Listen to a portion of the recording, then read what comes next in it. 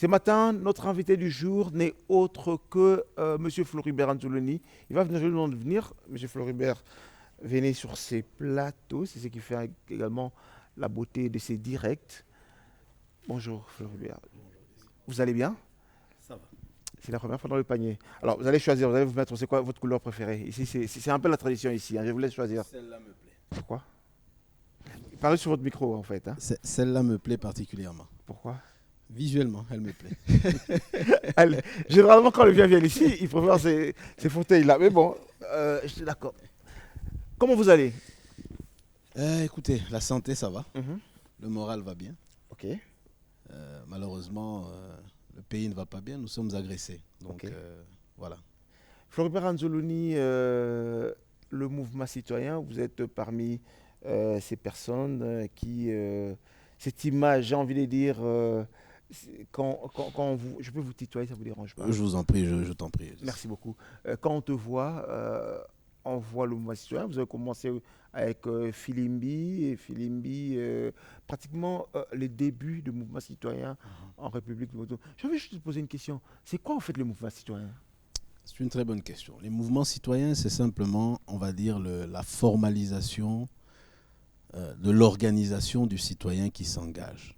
L'objectif unique des mouvements citoyens est de pousser les citoyens, mais avec un accent particulier sur les jeunes, à devenir un acteur, des acteurs simplement du processus qui doit emmener les décideurs à prendre des décisions politiques et publiques, influencer ces processus, mais également un bon citoyen doit connaître les lois, connaître ses droits, connaître ses devoirs et pouvoir justement jouer pleinement, le principe c'est de jouer pleinement son rôle dans tout ce processus démocratique qui a quand même pour objectif à la fin d'aider à ce que les conditions des citoyens s'améliorent. Alors, ceux qui sont dans le mouvement citoyen sont-ils des politiciens ou pas? Non, les activistes, comme on les appelle aujourd'hui, sont des éveilleurs de conscience.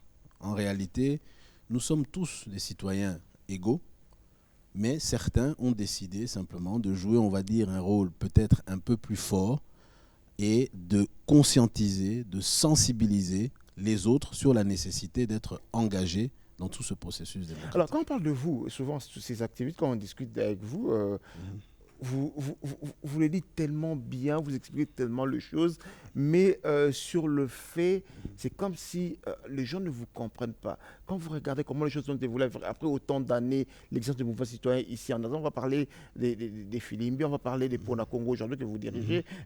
Est-ce que c'est la manière dont vous êtes installé qui a été mauvaise ou bien les gens n'ont carrément pas envie de vous comprendre?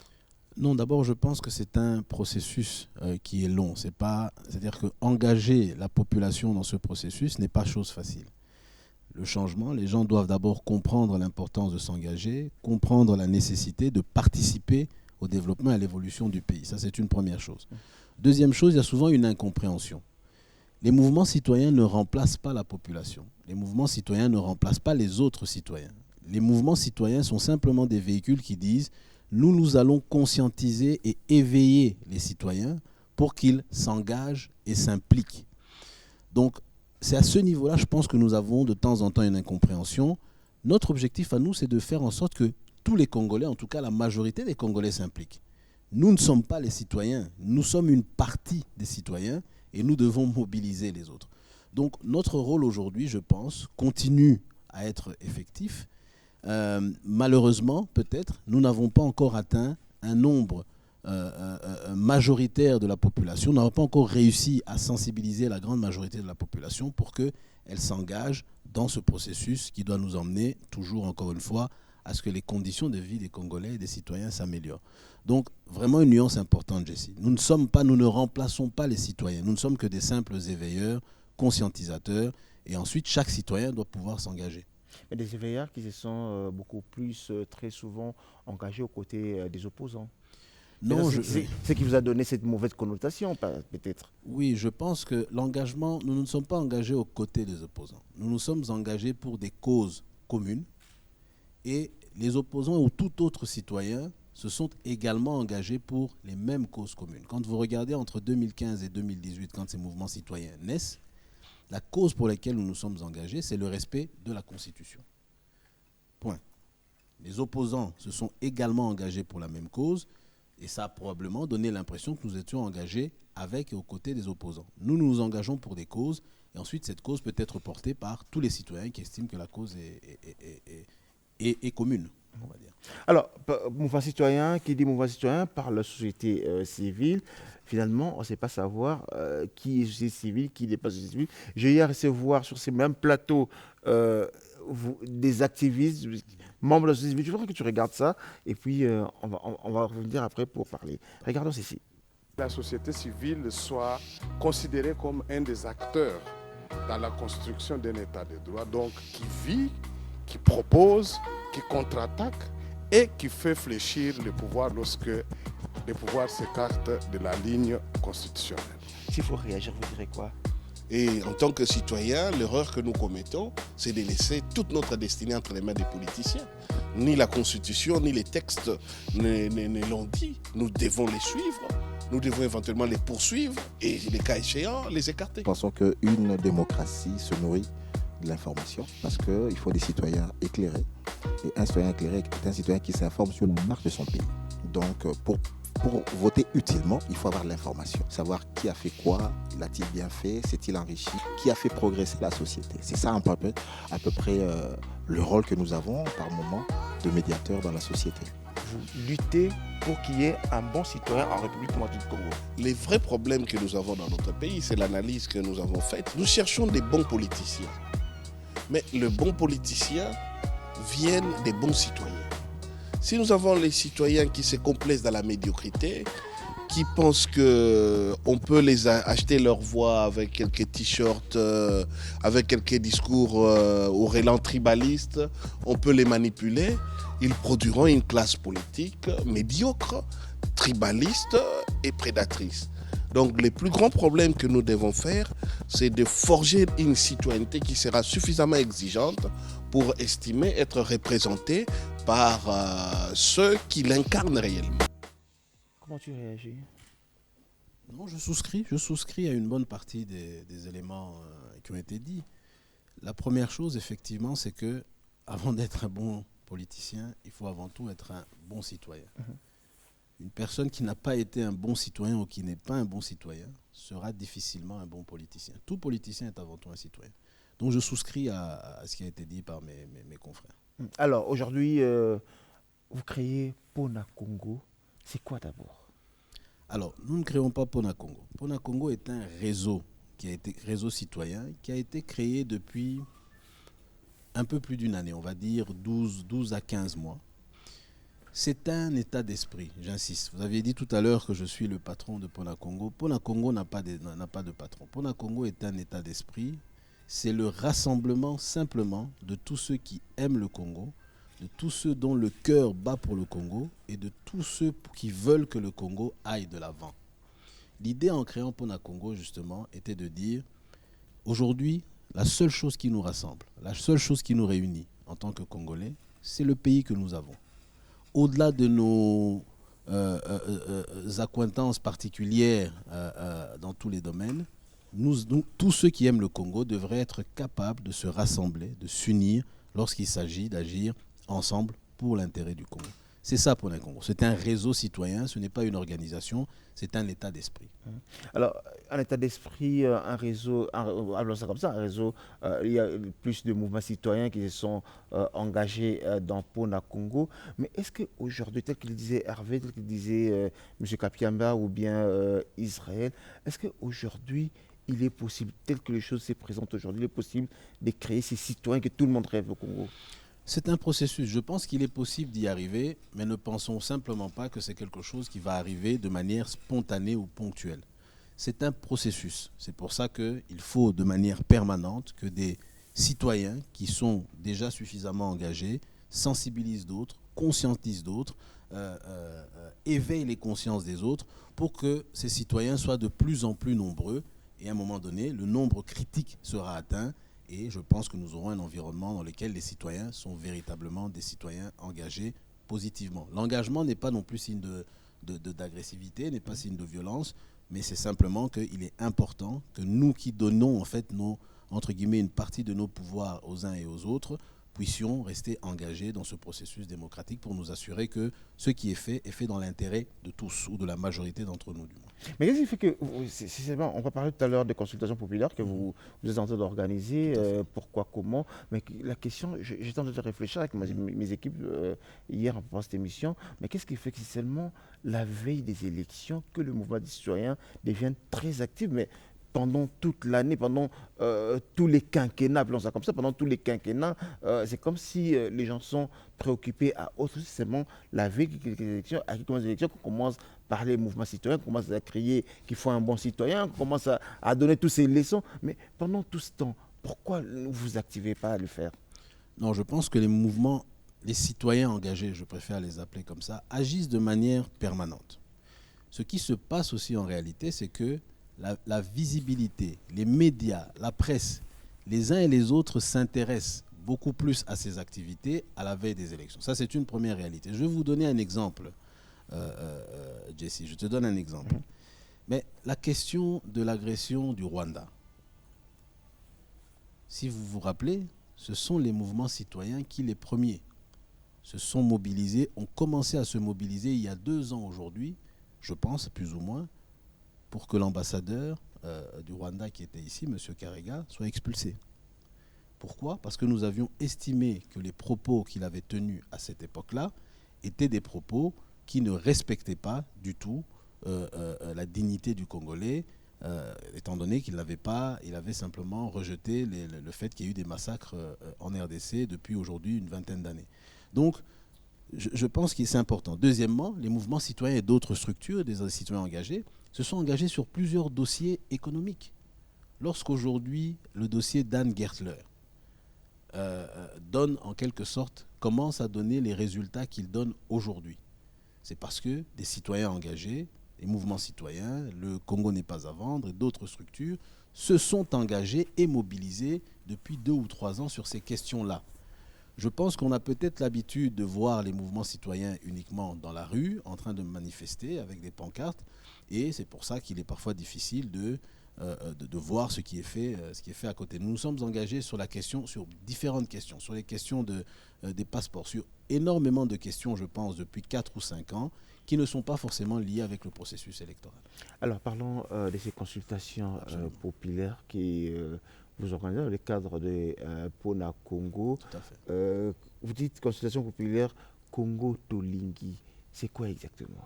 Le Congo Tolingi, c'est le Congo que nous voulons. Ce qui est à la base de ces consultations populaires, c'est un constat. Je veux dire, c'est une certaine frustration. En tant que citoyen, et c'est à la veille des élections que nous faisons ce constat et que nous sommes quelque peu frustrés. En tant que citoyens, lorsque nous déléguons en réalité notre pouvoir aux dirigeants, c'est avec l'objectif qu'ils vont résoudre nos problèmes et que nos problèmes seront prioritaires. Dirigeants actuels comme dirigeants futurs. Mais nous avons constaté malheureusement que les débats publics, c'est trop régulièrement le cas, les débats publics, les débats politiques ne semblent pas tourner suffisamment sur ces questions qui sont prioritaires et pour lesquelles nous, citoyens, avons délégué ou comptons déléguer des personnes pour nous représenter politiquement. Et donc nous avons décidé, et ça c'est une question encore une fois de responsabilité, d'engagement, de nous auto-consulter.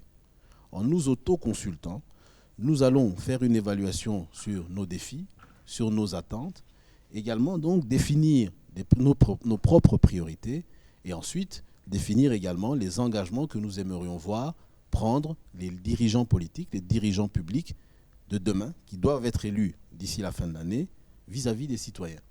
C'est une manière pour nous, en réalité, d'interpeller les acteurs politiques et les futurs acteurs politiques sur la nécessité pour eux de tenir compte dans leur programme, de tenir compte dans leur dynamique de nos problèmes et de nos préoccupations et des priorités qui sont les nôtres.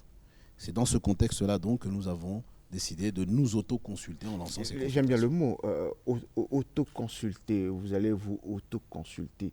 Mais vous allez vous auto-consulter pour en faire quoi? Vous allez vous auto-consulter, j'ai envie de dire comme disent les Quinois, et après? Voilà. La première phase, c'est donc l'autoconsultation. Donc, quand vous dites autoconsultation, comment vous le faites en fait? Exactement. Nous le faisons de 3 manières. Premièrement, encore une fois, le Congo est un grand pays. Donc, nous devons nous adapter à ces réalités, sachant que nous n'avons pas beaucoup de ressources. Premièrement, nous faisons des consultations, ce que nous appelons des consultations physiques. Avec le réseau Pona Congo, l'avantage est que nous sommes en réseau. Donc nous sommes répartis aujourd'hui à travers toute la République.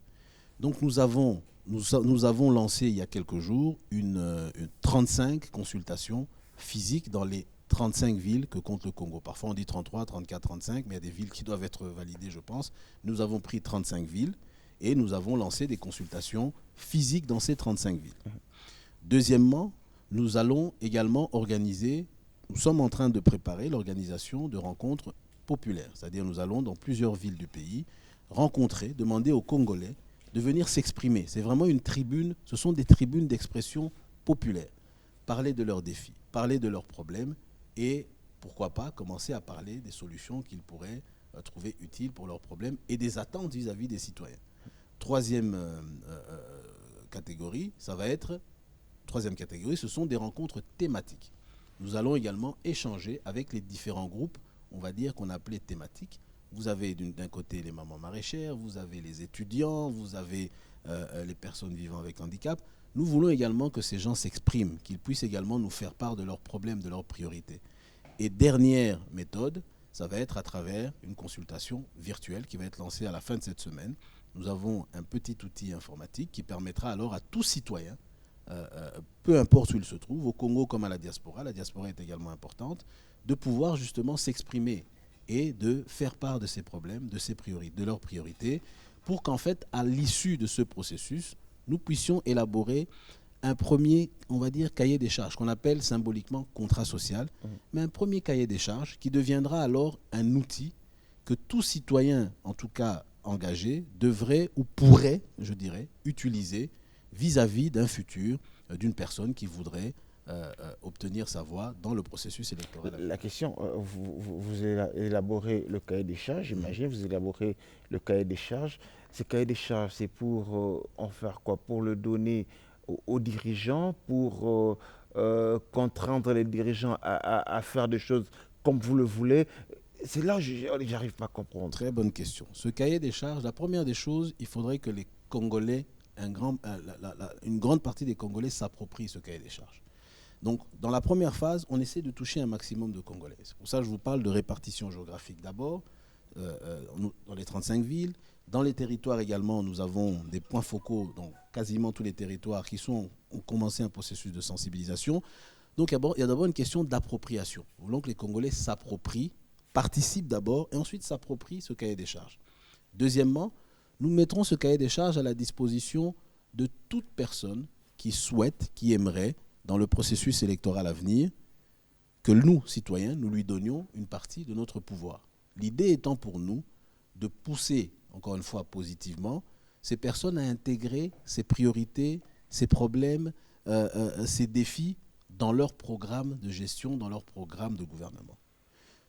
Deuxièmement, et troisièmement, il y aura également une autre phase. Il y aura la phase de contrôle. Une fois que les gens sont élus et se sont engagés, après les élections, un mécanisme de suivi et de contrôle sera mis en place. C'est vraiment, le souci n'est pas de dire que nous allons produire un document unique auquel tout le monde devrait souscrire de manière indéfinie, mais c'est un processus que nous lançons. Parce que les consultations, en réalité, devraient être un acte permanent. Ce document, d'ailleurs, est amené à évoluer de manière permanente. D'autres peuvent également lancer d'autres consultations. L'idée étant de pousser les Congolais à être de plus en plus engagés, de plus en plus impliqués dans tout ce processus.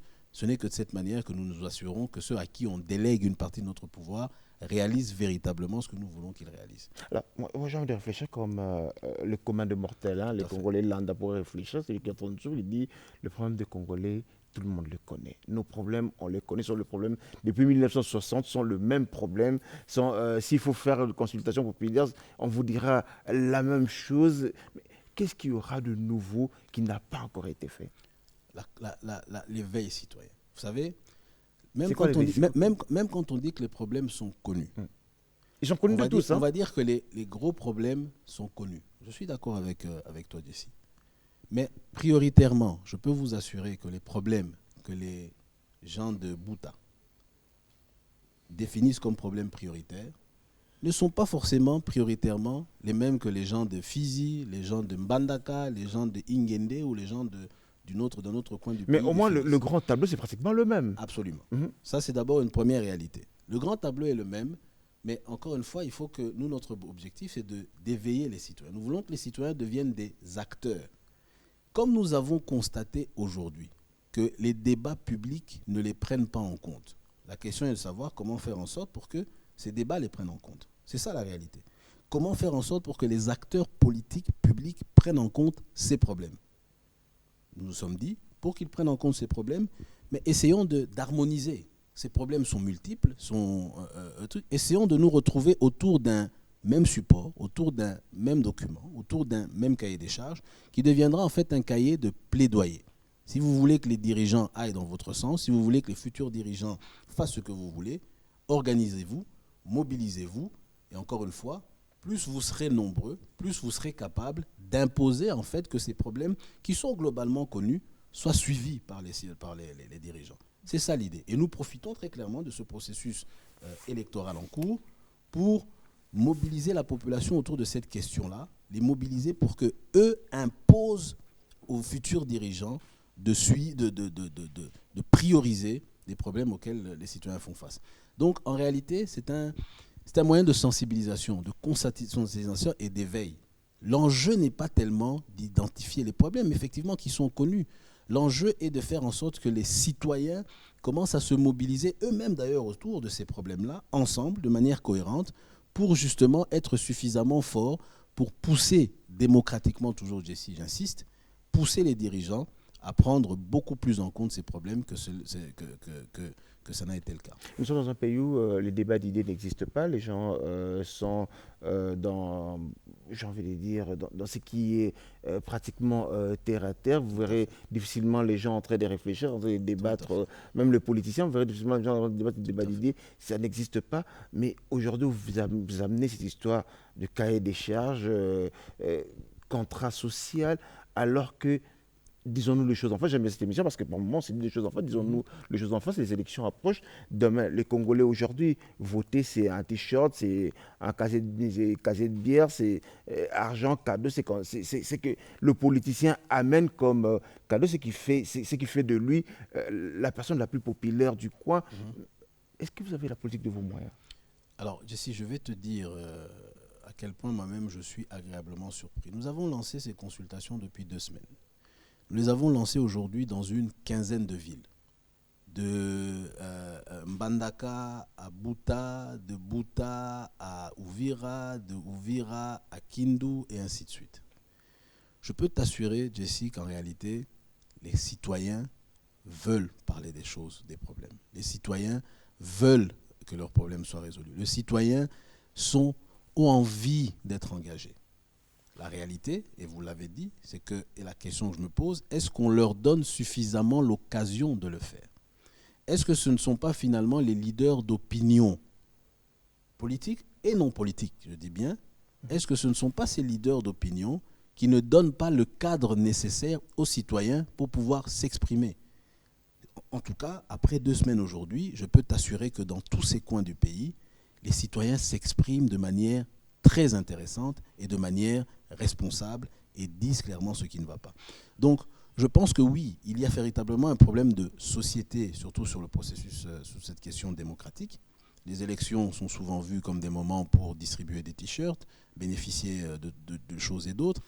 Mais la question que je me pose encore une fois, c'est est-ce que d'autres personnes ont déjà tenté d'autres mécanismes ou d'autres offres véritablement ont été faites à ces citoyens pour pouvoir définir si ces offres-là pourraient ou pas être acceptées? Je ne sais pas, je me pose la question. Et donc nous faisons le travail à l'envers. Nous disons, comme ce n'est pas le cas, c'est à nous, probablement citoyens, de pousser maintenant ces acteurs à ce que nous n'allions plus dans ce sens, dans le sens des t-shirts, dans le sens de l'achat des consciences, mais nous allions maintenant dans le sens de dire, un acteur qui veut représenter les citoyens doit être capable de pouvoir apporter des solutions aux problèmes auxquels ces citoyens font face. Et pour ça, les citoyens ont l'obligation de s'organiser, si cet acteur ne le fait pas, de s'organiser pour imposer ça. Donc nous avons pris nos responsabilités en tant que citoyens. Nous décidons maintenant de pousser, de contraindre démocratiquement et pacifiquement tous les acteurs, en tout cas les futurs acteurs, à se focaliser sur ces questions. Et Qui sont derrière vous? Qui finance tous ces processus? La grande question. Non, ce processus...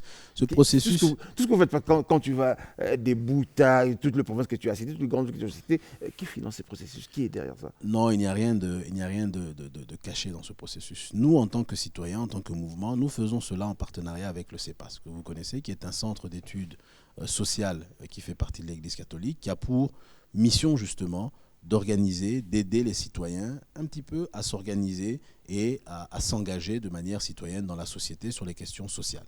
Et donc, en tant que citoyen, nous avons un partenariat avec le CEPAS qui a pris la responsabilité de mettre à disposition un minimum de ressources. Ce ne sont pas des ressources importantes, un minimum de ressources pour nous permettre justement de mener à bien cette dynamique. Il n'y a pas d'autres. Par contre, c'est ceux qui parlent de mouvement citoyen, ils disent que ce sont ces jeunes qui sont à la merci de ces Occidentaux, de ces personnes qui sont dans le Congo bashing, qui sont des instruments de ces personnes qui n'aiment pas le Congo. Comment vous répondez à ce qu'ils pensent? Oui, on est Congo bashing, George Soros, il faut le dire. Voilà. J'ai pas cité le nom. Non, je le cite parce que ça fait partie des choses que nous entendons. Non, d'abord, en tant que mouvement citoyen, ni Mo Ibrahim ni George Soros ne nous ont jamais financés ou soutenus. Encore que je ne dis pas que nous ne l'aurons pas fait, mais ça n'a pas été le cas, premièrement.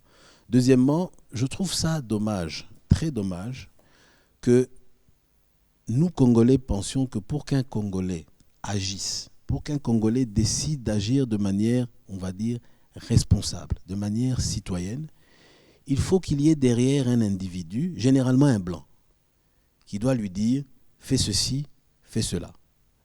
C'est dommage aussi. Humblement, moi je suis un banquier à la base, donc j'ai une dizaine d'années d'expérience dans le secteur bancaire, j'ai dirigé les départements des risques d'une banque.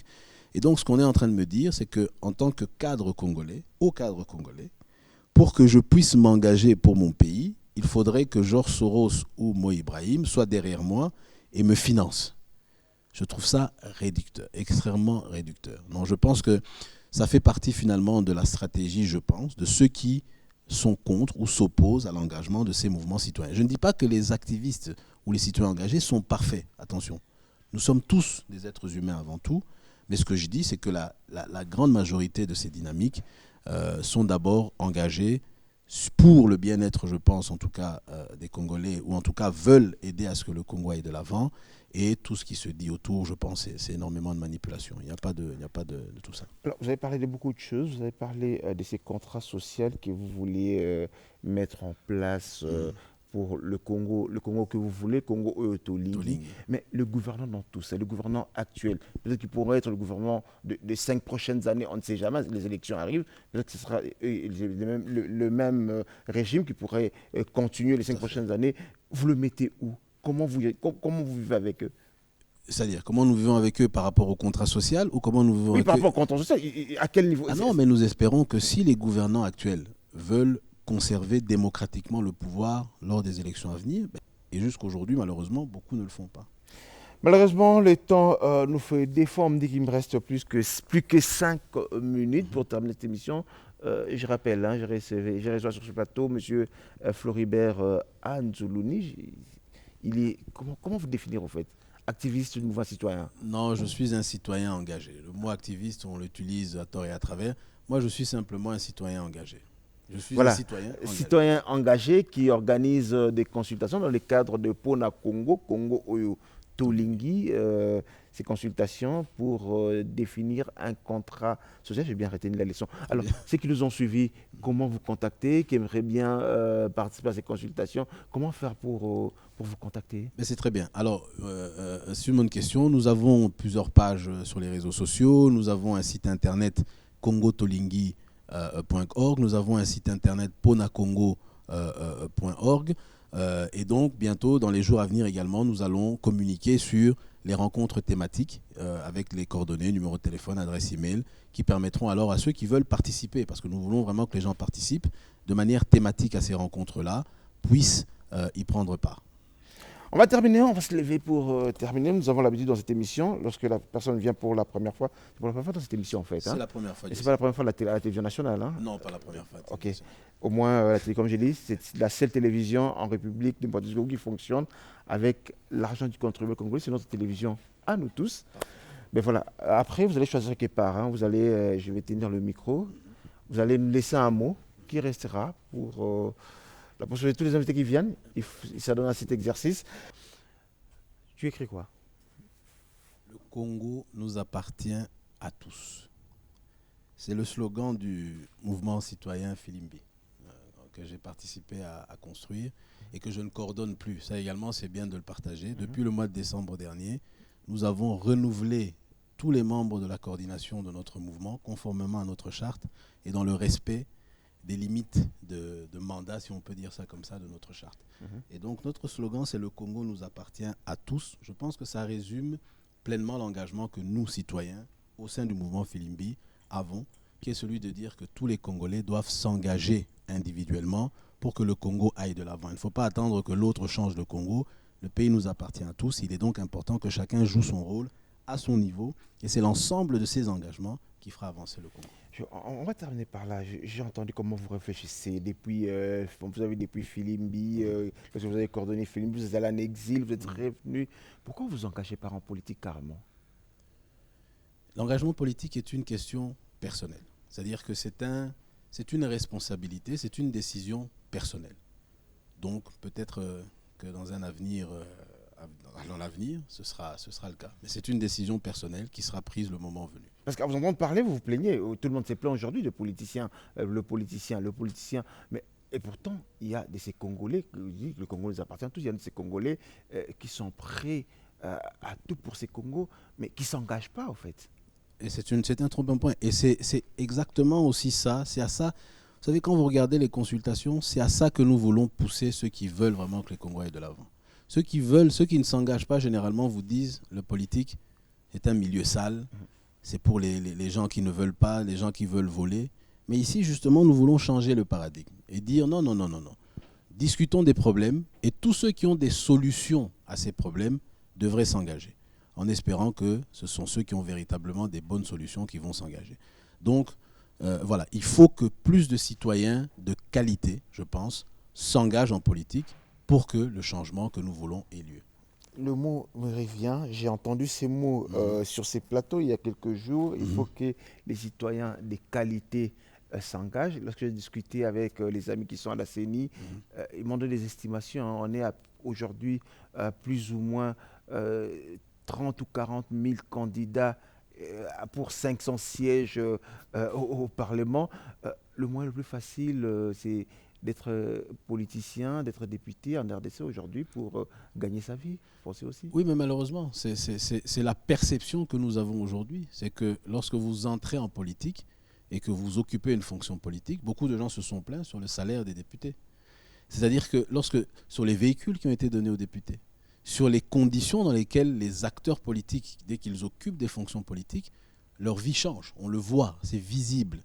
Et donc, oui, aujourd'hui, en termes de perception, lorsque vous entrez en politique, automatiquement, votre vie change. Ça ne devrait pas être cela. La politique doit être un engagement. C'est dans l'économie, dans l'entrepreneuriat et dans tous les attachements et d'amour pour le pays, mais également pour les Congolais. Ce sont ceux-là qui devraient s'engager, parce que l'engagement politique est un sacrifice, est un sacerdoce, si on peut dire ça comme ça. Ce n'est pas en politique qu'on doit aller pour s'enrichir. Devrais-je considérer ça comme votre mot de la fin ou bien... Ce sera mon mot de la fin, mais j'invite simplement les Congolais, mes compatriotes, mes frères, mes sœurs, mes amis, à se mobiliser, à s'engager à travers ces consultations populaires. C'est de notre responsabilité. Se plaindre est une bonne chose, mais agir est encore mieux. Donc agissons, consultons-nous, approprions-nous ce processus, et ensuite nous aurons un outil pour aller imposer aux futurs dirigeants, peut-être que Jessie en sera un, imposer aux futurs dirigeants de respecter et de suivre de se préoccuper de nos problèmes et de nos défis. Allez, j'ai envie d'emprunter une phrase de maître Hervé Diaké, que moi j'appelle souvent notre gilet jaune. Il dit toujours, il ne faudrait pas être spectateur, il faut être acteur. C'est ce qui est plus important. Monsieur Floribert, merci beaucoup d'être venu. Merci beaucoup à toi également, Jessie. Mesdames, Messieurs, on a fini pour aujourd'hui. On se retrouve Samedi, si le Christ ne revient pas, j'ai toujours l'habitude de faire ça avant de partir. Disco, ça ne manque jamais, mon selfie du jour. Allez, on va le faire. Ah, au revoir.